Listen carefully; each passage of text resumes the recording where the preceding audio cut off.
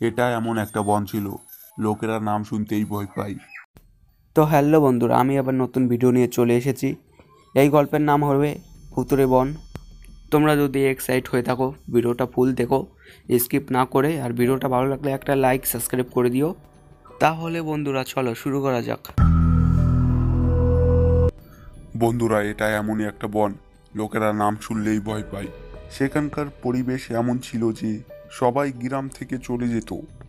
ওখানকার লোকজন বলতো মাঝে মাঝে কুয়াশার মধ্যে অন্ধকারে আর ভয়ানক ছায়া থাকে। একদিন এক রাতে তিন বন্ধু রাম, রাহুল এবং মোহন তাদের সাহস দেখাতে তারা বনে যাওয়ার সিদ্ধান্ত নিয়েছিল। যখন তারা বনে পৌঁছায় তখন তারা সেখানে ভয়ানক কিছু দেখতে পেয়েছিল, কিন্তু তারা ভয় পেয়ে গিয়েছিল, নিজেদেরকে সাহস করে রেখেছে এবং তার কাছে একটা উজ্জ্বল মশাল ছিল যা দিয়ে বনের অন্ধকার গলিগুলোকে আলোকিত করতে পারে। ওরা হাঁটতে হাঁটতে একটা গভীর অন্ধকার অজানা জায়গায় এসে হাজির হলো। ধীরে ধীরে তারা তাদের লক্ষ্যের দিকে এগিয়ে গেল।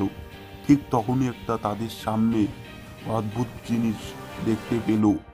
ও রাম বলল, এসো দেখি এখানে কি আছে। ওখানে দেখতে পেল একটা সুড়ঙ্গ এবং এর মধ্যে দিয়ে যাওয়ার সময় তারা হঠাৎ একটা বিশাল পুরনো গুহার পিছনে গেল। গুহার ভিতরে খুব অন্ধকার ছিল এবং তাদের উজ্জ্বল মশাল দিয়ে এটা আলোকিত করতে শুরু করেছিল। ও সেখান দিয়ে যাওয়ার সময় হঠাৎ একটা অদ্ভুত জিনিস দেখতে পায় যে সাদা শাড়ি পরে একটা মহিলা দাঁড়িয়ে রয়েছে। ও তাদের হৃৎপিণ্ড দ্রুত স্পিডে কাঁপতে লাগলো, কিন্তু তারা সাহস দেখানোর সিদ্ধান্ত নিয়েছিল। তিনি ছায়ার কাছে গিয়ে দেখতে লাগলো। তারপর তিনি দেখলেন যে এটা তার নিজের ছায়া। যা তার উজ্জ্বল মশালের কারণে তৈরি হয়েছে।